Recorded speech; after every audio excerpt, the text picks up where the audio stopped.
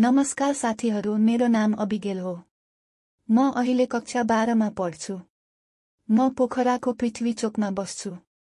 मेरा दिनहरू सामान्य नै बितिरहेका थिए। पहिलो त्रैमासिक परीक्षा पनि सकियो, त्यसपछि हाम्रो बिदा भयो। दशैं पनि आउन लागेको थियो।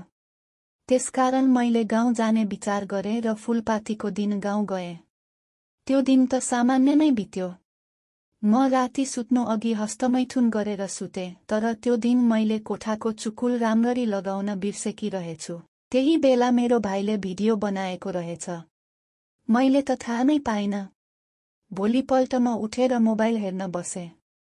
घरमा कोही पनि थिएन, मम्मी बाबा बजार जानुभएको थियो।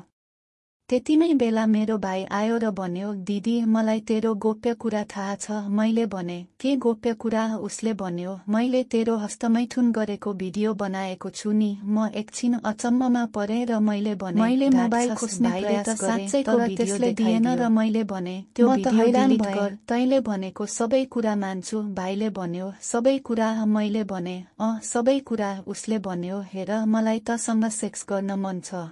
यति भन्दैमा म त्यहाँबाट आफ्नो ओछ्यानमा गएँ र ढोका पनि लक गरेँ।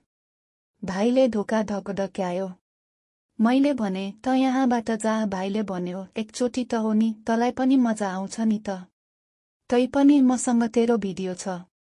म त सबैलाई देखाइदिन्छु नि त्यो भिडियो। यत्तिकैमा मैले ढोका खोलिदिएँ। मेरो भाइ भित्र आयो र मलाई छुन थाल्यो।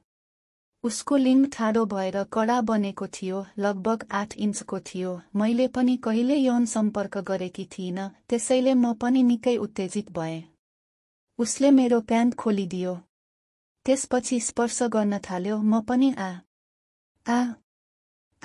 गरिरहेकी थिएँ। उसले फेरि मेरो माथिको ब्रा पनि खोलिदियो र मेरो स्तनको मुन्टा थिच्न लाग्यो। उसले मेरो स्तनको मुन्टा चुस्न लागेको थियो। मलाई पनि एकदम राम्रो महसुस भइरहेको थियो, त्यसैले म गरिरहेकी थिएँ।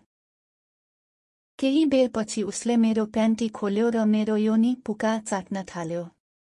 मलाई अझै मजा आइरहेको थियो। म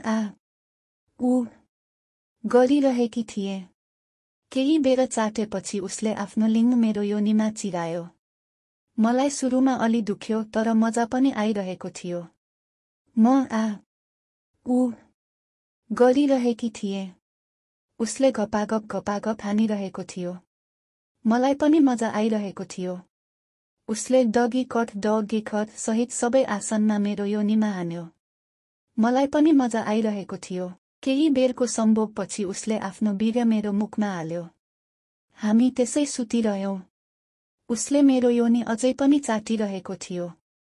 उसले त्यो दिन लगभग 4 पटकसम्म आफ्नो वीर्य मेरो मुखमा र योनीमा हाल्यो। उसले मेरो भिडियो पनि डिलिट गरिदियो। मैले पनि मज्जा लिएँ।